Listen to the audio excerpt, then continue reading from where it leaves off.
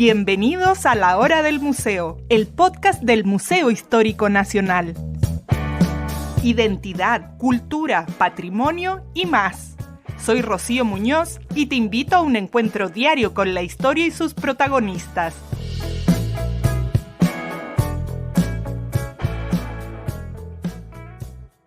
Amable siempre, bella como sea posible, caritativa con todos, hacendosa en el hogar, inteligente sin pedantería. Así debía ser una mujer en los años 40, según describía la revista Fémina. Al mismo tiempo, había millones de mujeres que estaban luchando hacía décadas por la igualdad de derechos. Luego de un largo camino, el 8 de enero de 1949 se organizó una ceremonia en el Teatro Municipal de Santiago para promulgar la ley que otorgaba el derecho a voto a las mujeres. Al teatro llegó el presidente Gabriel González Videla y la primera dama Rosa Markman, acompañados de varios ministros. Al evento fueron invitadas, entre otras mujeres, Amanda Labarca y Ana Figueroa, presidenta de la Federación Chilena de Instituciones Femeninas. Elena Cafarena, luchadora incansable por el voto femenino, sin embargo, no fue invitada a esta celebración. La firma de la ley que permite a las mujeres chilenas ejercer derechos electorales completos significa un gran triunfo para el movimiento femenino. En las elecciones de senador por Rancagua ejercen por primera vez este derecho. La primera mujer elegida diputado, la abogado María Inés Enríquez.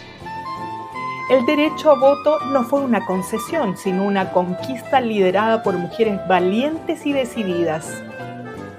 En el libro Chilenas al Poder, la historiadora y divulgadora María José Cumplido recorre desde la primera ola feminista en el siglo XIX hasta la histórica aprobación del voto femenino. Hoy conversaremos sobre este fascinante capítulo de nuestra historia, sus protagonistas y sus demandas de dignidad y justicia.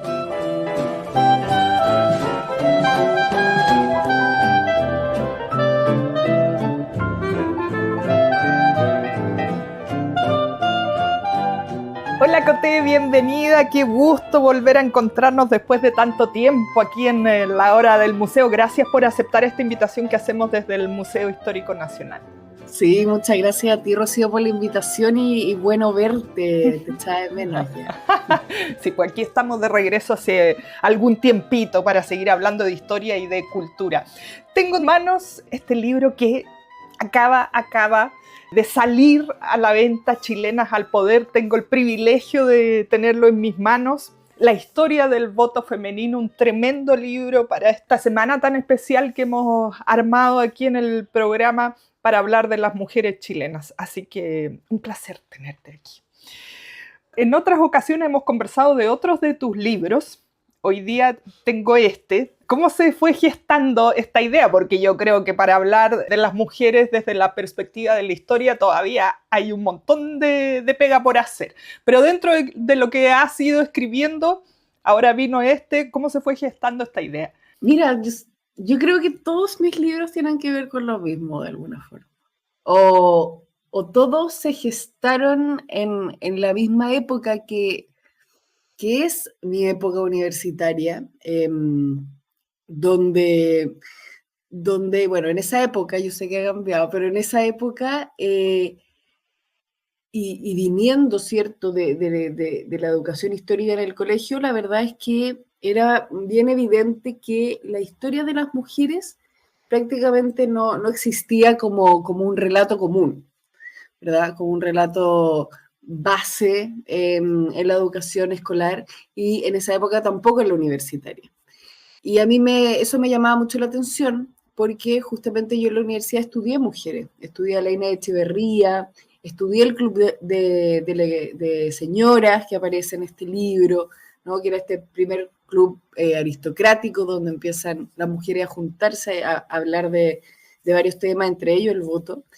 Y cuando hice Chilena el 2017, claro, ahí la intención era visibilizar perfiles de mujeres, pero siempre quise hacer como el viaje de mis libros como un proceso también de profundización en la lectura. Y en ese sentido quería hacer también un libro sobre el proceso del voto femenino. ¿no? Que para muchas personas, o en el ideario común, es como un hecho, ¿no? Es un día, bueno, Claro. el tanto de enero de 1949, ¿cierto? Se promulga el voto y bla, bla, bla. Se alinearon los planetas y listo. Pudimos votar. Claro, como que de repente pudimos votar y bien, bacán, clap, clap.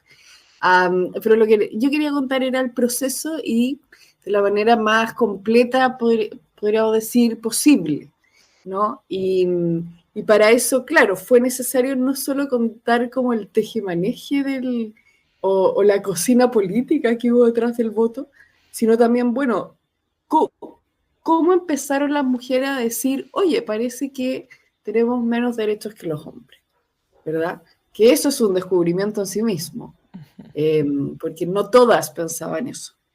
O no todas pensaban que eso era algo malo per se, o algo injusto.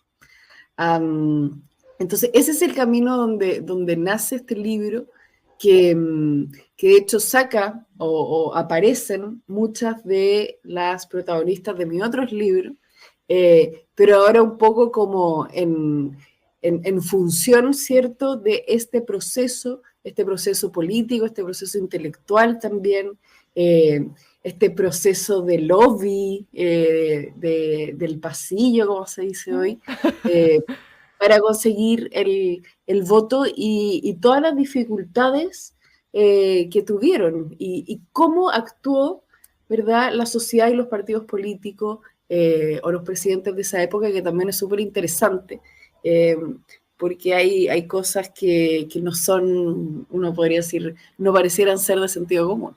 Bueno, y yo soy súper buena para desordenarme a veces porque me entusiasmo en la conversación, pero vamos a tratar de ir por un orden cronológico. Antes de ir a Chile, quería preguntarte un poco como del contexto mundial, porque no es que esto estaba pasando solo en Chile, sino que, por lo que yo he indagado, como a mediados del siglo XIX, un poquito ya terminándose el siglo XIX, empieza a mostrar luces los primeros temas referidos como feminismo, derecho de las mujeres.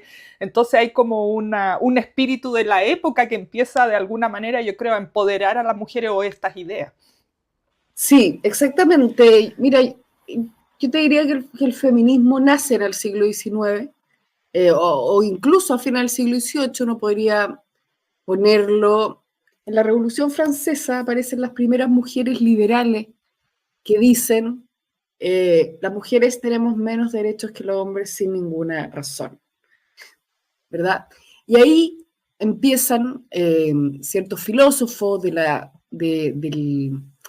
una tendencia liberal más de centroizquierda, el liberalismo igualitario, a plantear que el Estado tiene que hacerse cargo de sopesar las diferencias injustas entre hombres y mujeres. Y la primera lucha va a ser la educación, ¿verdad? Bueno, las mujeres no pueden educarse porque los hombres creen que son tontas, ¿cierto? Por lo tanto, eso tiene que cambiar y el Estado es el encargado de proveer educación, ¿cierto?, a las mujeres.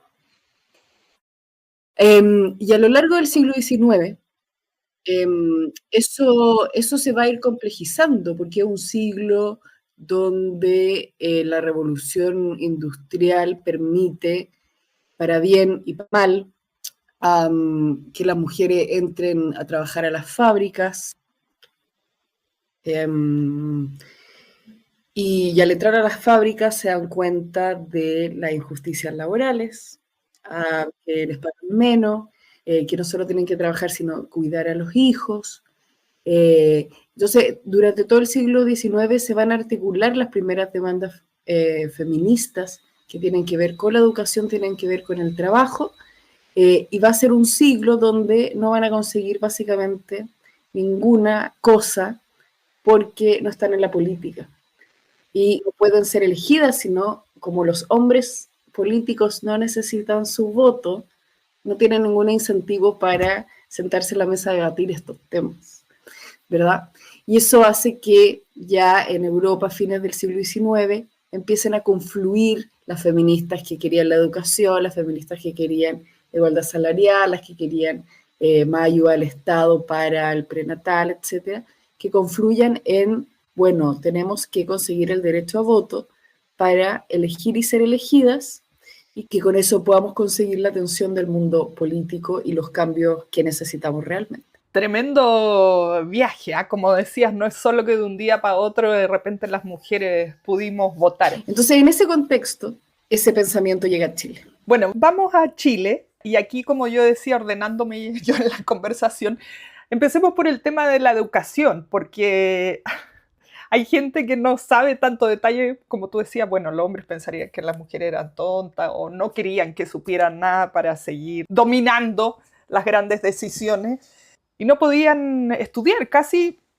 por lo que hemos muchas veces contado en este programa, casi que las que se iban a un convento, por ejemplo, caían mejor paradas porque ahí sí podían estudiar. Hay algunas que otras mujeres que optaron por esa vía porque ahí sí podían leer y estudiar. Entonces, ¿cómo va cambiando esa situación? Porque hubo un periodo en que cuando se les permitió ir, por ejemplo, a la universidad, tenían que ir con un hombre acompañadas. Entonces, ¿cómo se va dando primero esta apertura para que las mujeres se eduquen y de esta manera luego participar en la vida política? Mira, la primera lucha se dio en el contexto o en la pregunta entre los liberales y conservadores, porque los conservadores querían que las mujeres fueran educadas por la Iglesia Católica bajo los mantras, por así decirlo, de la Iglesia Católica, que era la idea de una mujer dedicada a la familia, a la crianza, a la procreación y a los deberes, ¿verdad?, del hogar. En tanto, los liberales lo que querían era que fuera educada por el Estado en instituciones laicas, y yo te diría incluso bajo prácticamente los mismos preceptos. Pero la disputa que había ahí era, bueno, ¿quién tiene el poder en la educación? Y ahí los conservadores y los liberales lo que finalmente querían era poder traspasar su ideología a través de las mujeres, que eran las madres de los nuevos ciudadanos. Entonces, claro, las primeras escuelas de mujeres van a estar ligadas a la Iglesia Católica, van a estar ligadas a los conventos, para que llegan a Chile, especialmente, muchas de ellas, a educar mujeres. Y ahí, durante el siglo XIX, se da esta batalla para finalmente crear escuelas públicas de mujeres que en Chile no existían. O sea, solo habían colegios privados, y ahí el que podía pagar iba, que eran 3, y el que podía pagar y además que estaba dispuesto a mandar a su hija a un colegio, que no eran todos los padres de ninguna manera. Y eso tiene un avance que nos va a llevar, que nos va a costar todo el siglo XIX, pero va a ser bien significativo porque va a llegar un minuto en que estas mujeres que se están educando van a querer entrar a la universidad, ¿no? O mientras ocurre este proceso de educación, se dan cuenta que no eran más tontas que los hombres, tenían prácticamente las mismas notas, que incluso mejores notas. Los padres también se dan cuenta, oye, mi hija puede aprender de igual manera que mi hijo. Y ahí en la década del 60 del siglo XIX empieza ya a preguntar, bueno, ¿y por qué no pueden ir a la universidad? Y ahí va a empezar la lucha de dos profesoras, dueñas también de colegio, la Isabel Lebrun y la Antonia Tarragó, que van a pelear y hacer todos los trámites posibles para que sus alumnas, ¿cierto? Y todas las mujeres pudieran llegar a la universidad, y eso lo logran en complicidad con el Partido Liberal y con Amunátegui, ¿verdad?, que era ministro en esa época, quien firma el famoso decreto Amunátegui que permite que las mujeres estudien en la Universidad de Chile. Y ahí vamos a empezar a tener, ¿cierto?, a la primera generación de mujeres universitarias que van a ser las mujeres de clase media alta, por así decirlo, las que van a entrar luego al campo político para pelear por el voto femenino, ¿verdad? Y ahí se va a completar un cuadro que es muy interesante porque, y en el libro aparece, vamos a tener a mujeres de élite, ¿verdad?, que no pasaron por la universidad, armando, ¿verdad?, estos clubes de lectura, estos clubes sociales a hablar del tema, vamos a tener a las mujeres proletarias en las fábricas, publicando periódicos, hablando también de los derechos de las mujeres, y vamos a tener a estas mujeres, digamos, burguesas, por así decirlo, con educación formal, que se van a meter. Entonces vamos a tener un escenario bien variopinto, transversal, de mujeres que van a confluir en el voto femenino y que van a estar leyendo también las cosas que publican las feministas en Europa o los filósofos como John Stuart Mill. Se van a traducir libros de feminismo, se van a publicar periódicos obreros feministas, y eso va a ser, digamos, la mezcla perfecta, el hechizo, para empezar a hacer este lobby político en busca del voto con esta finalidad de la que hablamos, ¿cierto? Con la finalidad no solo de ser elegida, sino de llamar la atención de los políticos y tener un poder político para entrar a exigir cosas y que escuchen. Me imagino que para lograr todo esto, bueno, ya mencionabas a Munátegui, pero tuvieron que haber tenido la complicidad de ciertos hombres para irse abriendo espacio, hombres que pensaban distinto a la mayoría para entonces, y mujeres muy poderosas que no se iban a dejar amilanar, por así decirlo. Sí, yo creo que claro, necesitaban a los hombres porque necesitaban a políticos que estuvieran dispuestos a cambiar el sistema.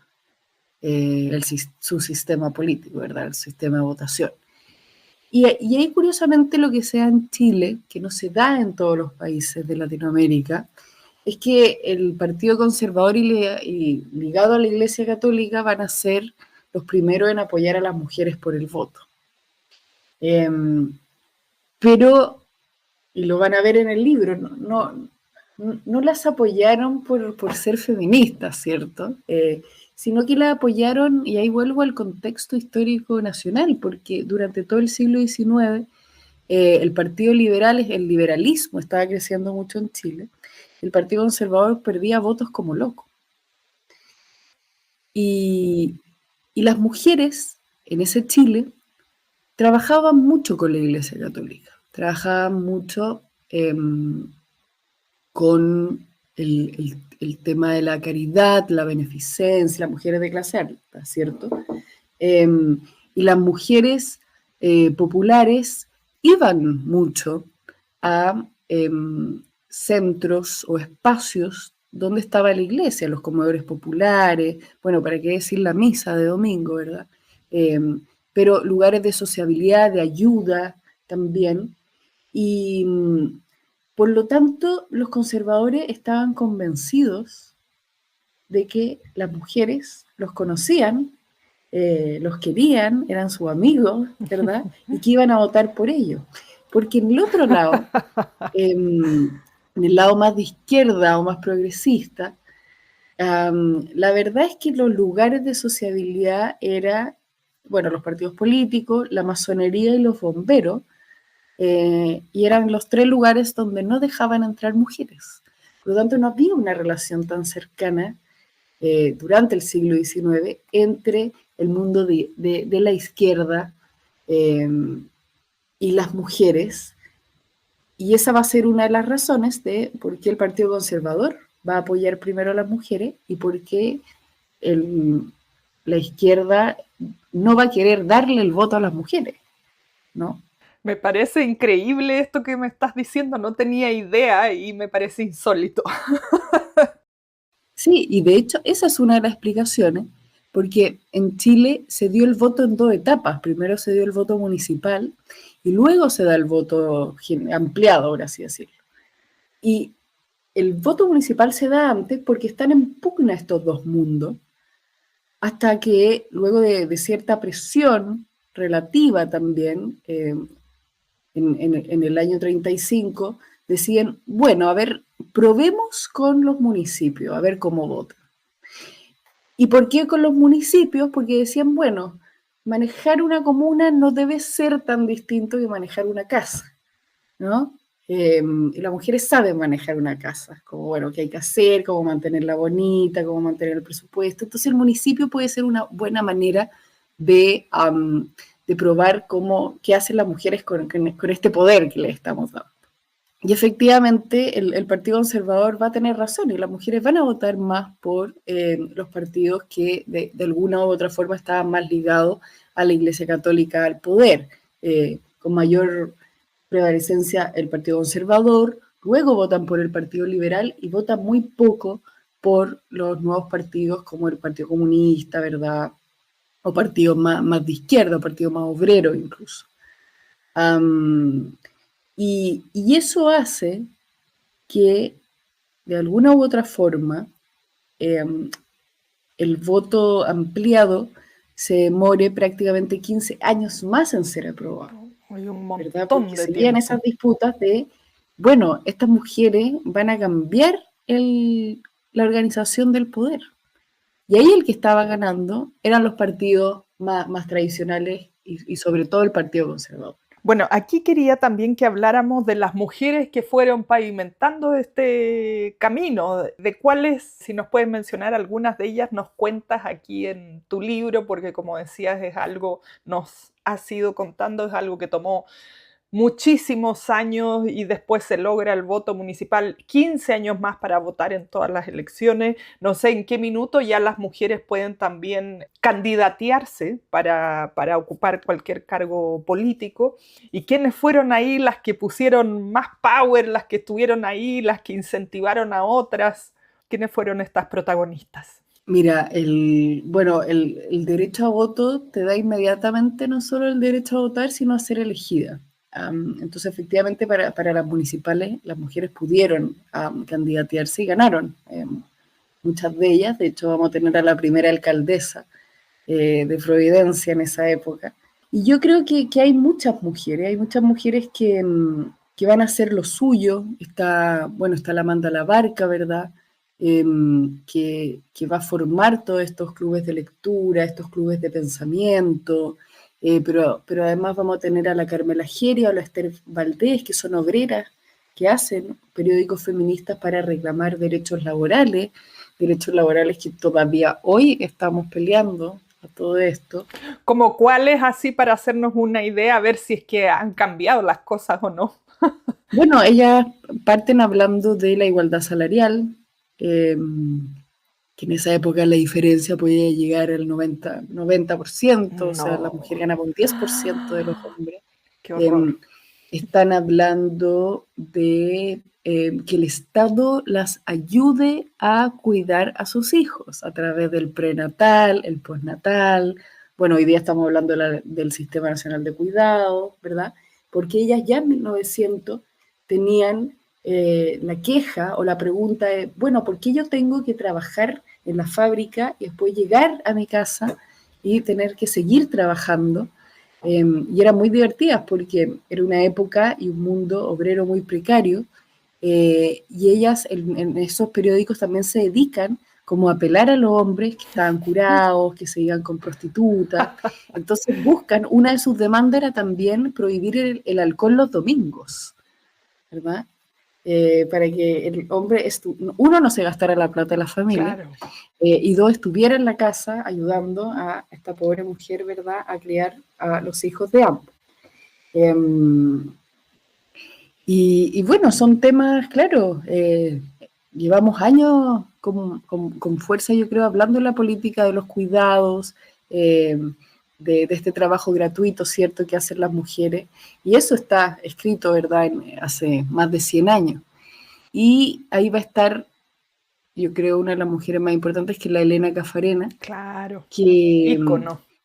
Ícono, y que la Elena Caffarena tiene, yo creo, la virtud de alguna u otra manera poder unir al mundo popular, al mundo burgués, al mundo aristocrático, bajo una misma causa, que era el voto, pero además, ¿verdad?, otros temas, en esta agrupación no exenta de polémica, no exenta de problemáticas también por esta mezcla de mujeres, que va a ser el movimiento pro emancipación de las mujeres, que nace el mismo año que sea el voto municipal y tiene como objetivo visibilizar temas, bueno, como los que estamos hablando, ¿verdad?, como los derechos laborales, derechos sexuales y reproductivos, o sea, van a hablar de aborto, van a hablar de anticoncepción, van a hablar de muchas de esas temáticas.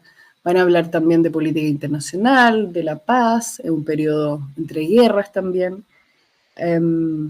Y va a ser quien no solo conforma el primer gran movimiento feminista a nivel nacional, sino quien organiza también un movimiento capaz de hacer lobby político, capaz de redactar proyectos de ley y capaz de presionar a la política tradicional para conseguir el voto y lo hace finalmente. Bueno, y finalmente, ¿cuándo las mujeres ya pueden participar, tanto votar en todas las elecciones, participar en la vida política, optando a cargos?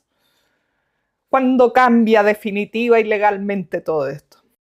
En 1949 es cuando se aprueba la ley, se promulga la ley.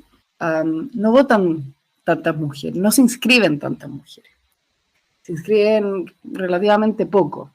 Y eso va a tener que ver con un desafío que después se planteó el feminismo, que era, bueno, claro, tenemos el voto porque algunas y varias de nosotras, pero no todas, queríamos meternos en este mundo, pero tenemos que educar también sobre feminismo porque habitamos un mundo, como hoy día se diría, patriarcal, donde las mujeres no van a estar tan seguras de, bueno, ¿para qué voy a ir a votar?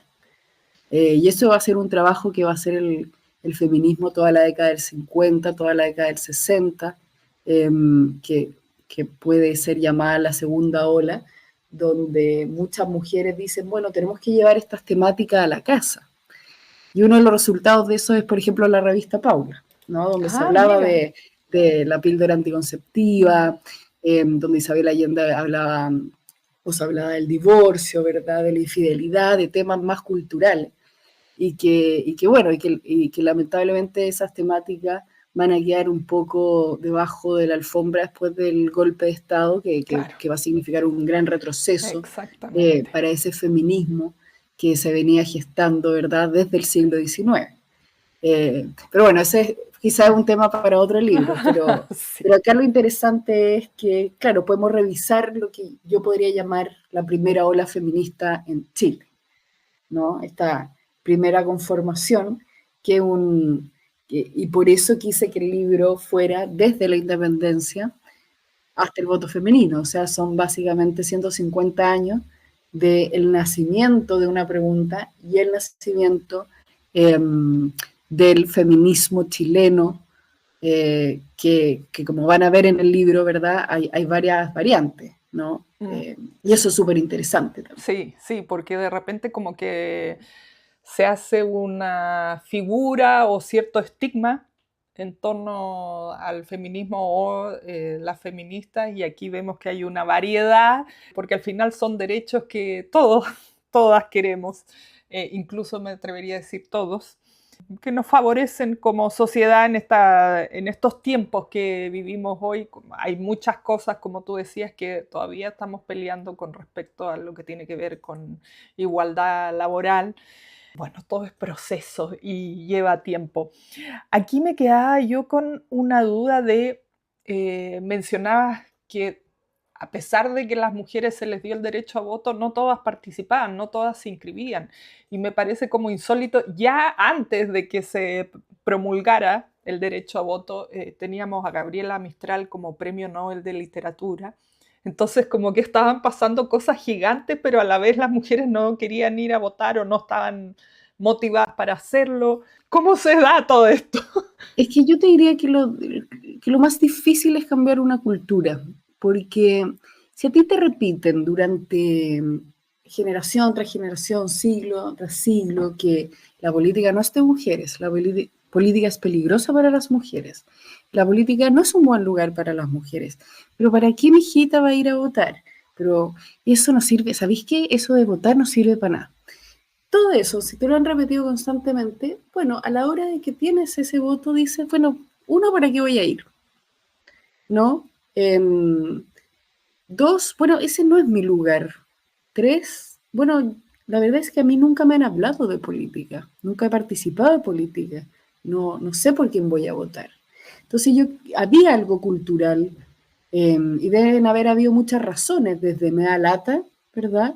Desde no me atrevo, no me interesa, hasta, bueno, hasta quizás mirar más del estilo, bueno, estos políticos no van a cambiar nada. Y eso también fue un proceso que las mujeres, ¿verdad?, se fueran inscribiendo y a la vez que llegaban mujeres al poder y se discutían temas, ¿cierto?, de mujeres, por así decirlo, fue que, bueno, eso mismo fue incentivando a que las mujeres se inscribieran y que hoy día voten a la par de los hombres.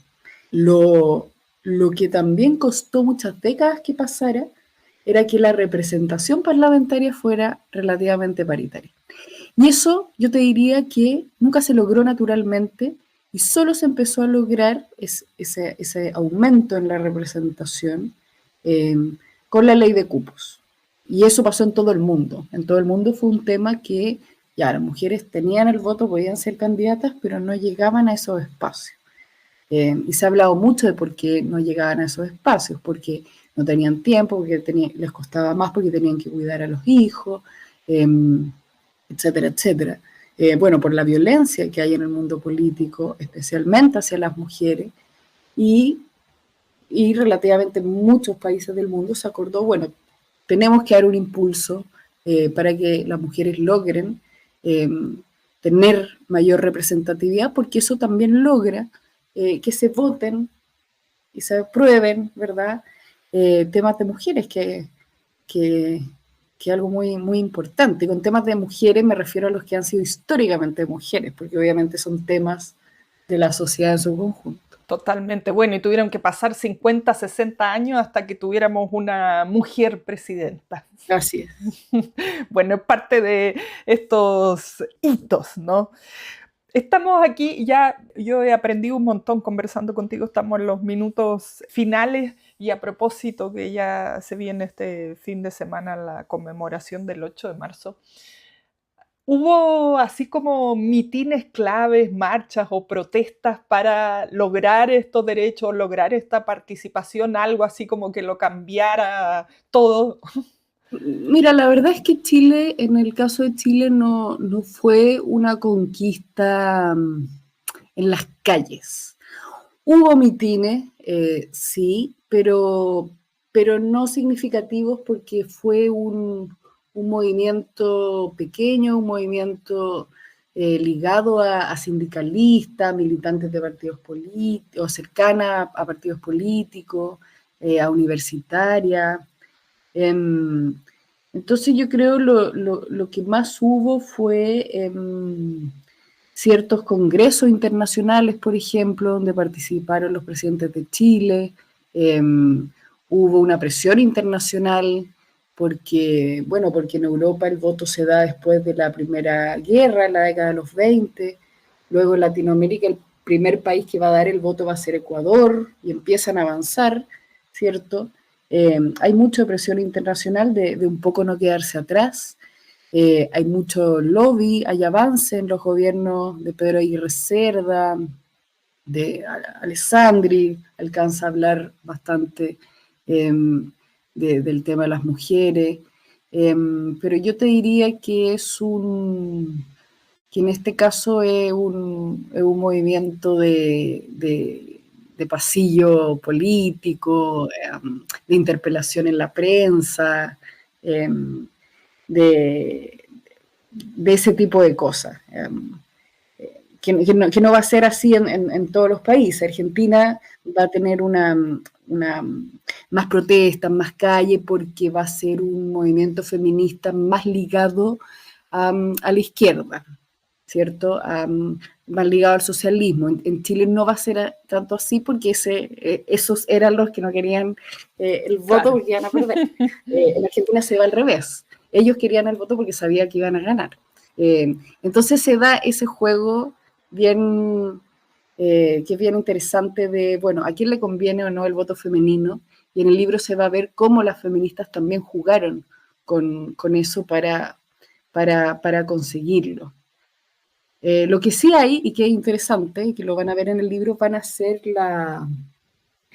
los congresos del movimiento por la emancipación de las mujeres, que van a ser congresos bien entretenidos porque se van a juntar todas estas militantes de distintos mundos, hablar de cuáles son las prioridades para cada área.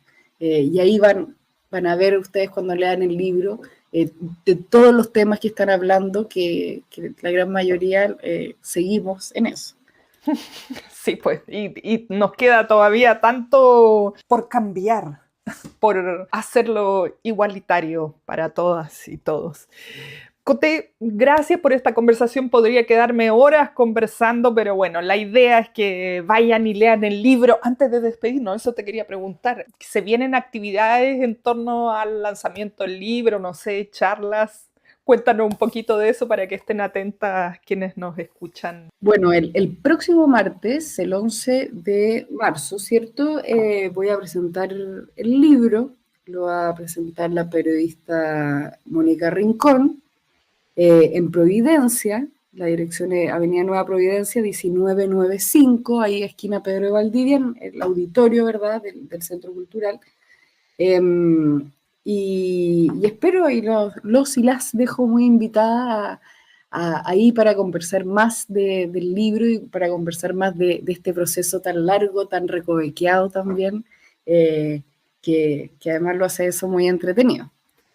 Así que esa va a ser como la primera actividad que se va a venir este mes. Ya, buenísimo. Entonces ya ustedes los dejo súper invitados, las dejo súper invitadas porque vamos a estar sorteando este libro de Coté Cumplido, así que déjennos sus comentarios aquí abajito y atentos a las redes sociales porque ahí vamos a estar poniendo las bases, cómo llevarse este libro para la casa.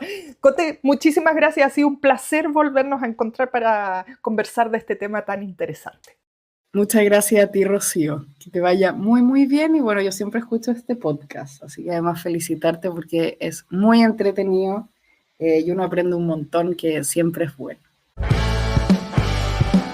Esto fue La Hora del Museo, un encuentro cotidiano con nuestra historia, el podcast del Museo Histórico Nacional.